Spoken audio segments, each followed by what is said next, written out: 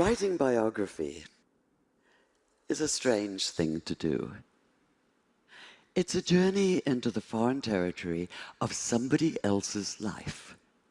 A journey, an exploration that can take you places you never dreamed of going and still can't quite believe you've been, especially if, like me, you're an agnostic Jew and the life you've been exploring is that of Mohammed.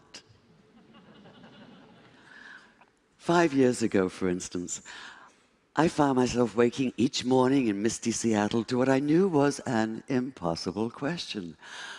What actually happened one desert night, half the world and almost half of history away? What happened, that is, on the night in the year 610 when Mohammed received the first revelation of the Koran on a mountain just outside Mecca? This is the core mystical moment of Islam. And as such, of course, it defies empirical analysis. Yet the question wouldn't let go of me. I was fully aware that for someone as secular as I am, just asking it could be seen as pure chutzpah.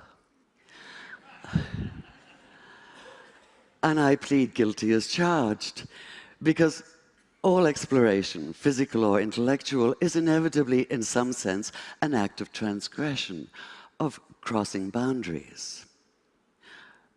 Still, some boundaries are larger than others. So, a human encountering the divine, as Muslims believe Muhammad did? To the rationalist, this is a matter not of fact, but of wishful fiction. And like all of us, I like to think of myself as rational, which might be why when I looked at the earliest accounts we have of that night, what struck me even more than what happened was what did not happen. Muhammad did not come floating off the mountain as though walking on air. He did not run down shouting, "Hallelujah," and "Bless the Lord." He did not radiate light and joy. There were no choirs of angels, no music of the spheres, no elation, no ecstasy, no golden aura surrounding him, no sense of an absolute foreordained role as the messenger of God. That is, he did none of the things that might make it easy to cry foul, to put down the whole story as a pious fable. Quite the contrary.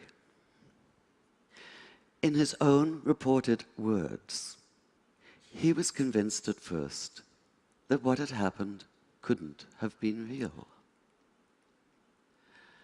At best, he thought it had to have been a hallucination, a trick of the eye or the ear perhaps, or his own mind working against him. At worst, possession, and he'd been seized by an evil jinn, a spirit out to deceive him, even to crush the life out of him. In fact, he was so sure that he could only be Majnun, possessed by a jinn, that when he found himself still alive, his first impulse was to finish the job himself, to leap off the highest cliff and escape the terror of what he'd experienced by putting an end to all experience. So the man who fled down the mountain that night trembled not with joy, but with a stark, primordial fear. He was overwhelmed not with conviction, but by doubt. And that panicked disorientation, that sundering of everything familiar, that daunting awareness of something beyond human comprehension, can only be called a terrible awe. This might be somewhat difficult to grasp now that we use the word awesome to describe a new app or a viral video. With the exception, perhaps, of a massive earthquake, we're protected from real awe. We close the doors and hunker down, convinced that we're in control, or at least hoping for control. We do our best to ignore the fact that we don't always have it, and that not everything can be explained. Yet, whether you're a rationalist or a mystic, whether you think the words Mohammed heard that night came from inside himself or from outside, what's clear is that he did experience them, and that he did so with a force that would shatter his sense of himself and his world, and transform this otherwise modest man into a radical advocate for social and economic justice. Fear was the only sane response, the only human response.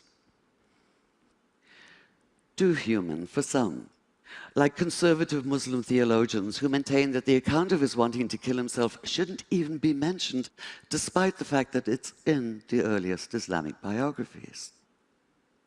They insist that he never doubted for even a single moment, let alone despair. Demanding perfection, they refuse to tolerate human imperfection. Yet what exactly is imperfect about doubt? As I read those early accounts, I realized it was precisely Muhammad's doubt that brought him alive for me, that allowed me to begin to see him in full, to accord him the integrity of reality.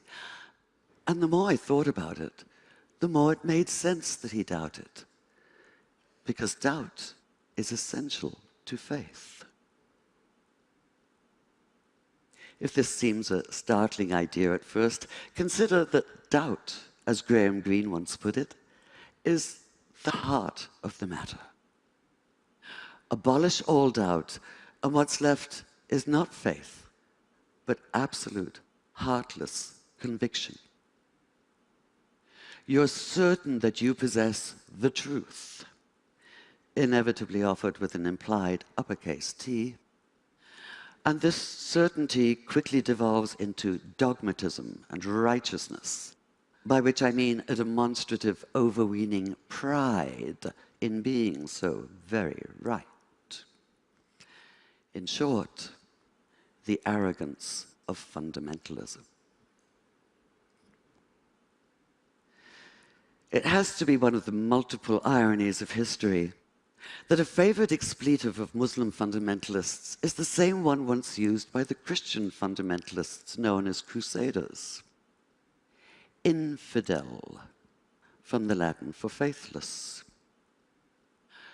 Doubly ironic in this case because their absolutism is in fact the opposite of faith. In effect, they are the infidels. Like fundamentalists of all religious stripes, they have no questions, only answers. They found the perfect antidote to thought and the ideal refuge from the hard demands of real faith. They don't have to struggle for it like Jacob wrestling through the night with the angel, or like Jesus in his 40 days and nights in the wilderness, or like Mohammed, not only that night on the mountain, but throughout his years as a prophet, with the Koran constantly urging him not to despair, and condemning those who most loudly proclaim that they know everything there is to know, and that they, and they alone, are right.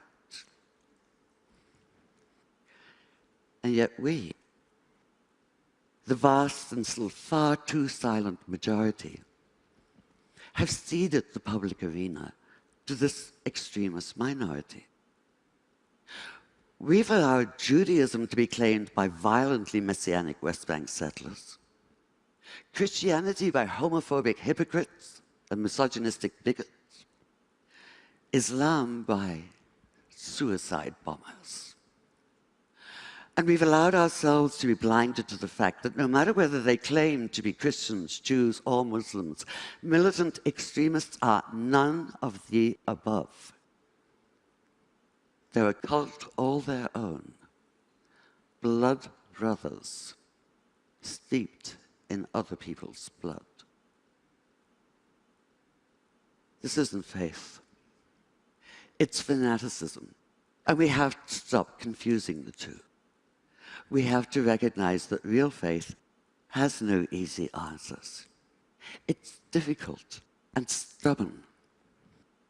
It involves an ongoing struggle, a continual questioning of what we think we know, a wrestling with issues and ideas.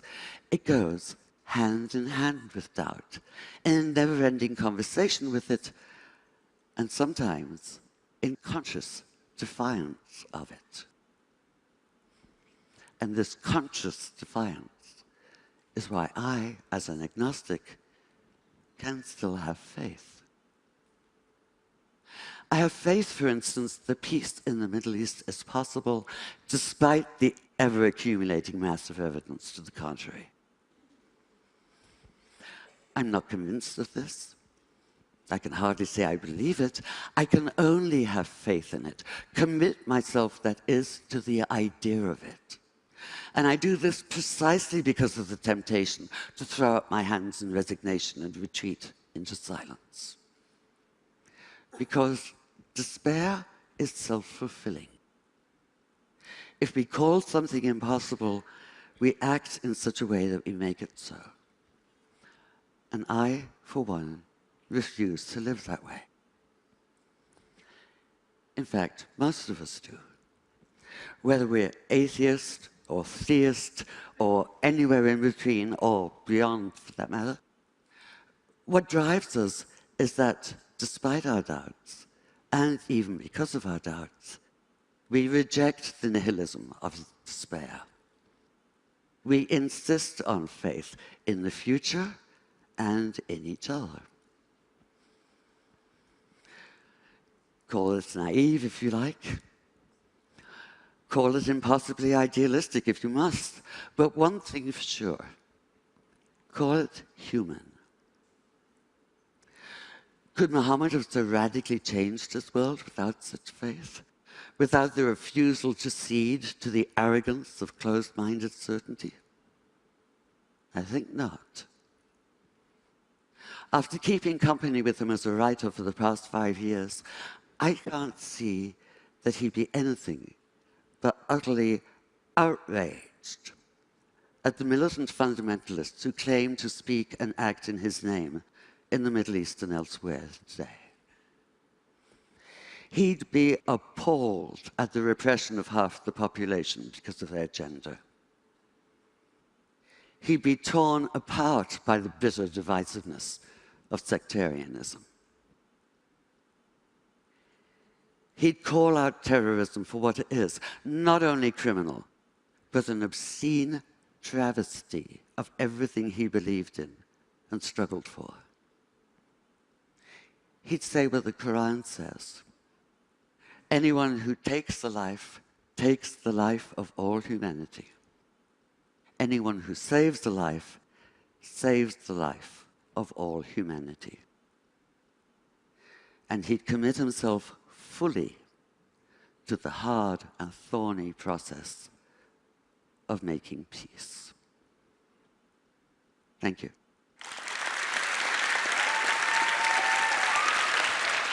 Thank you.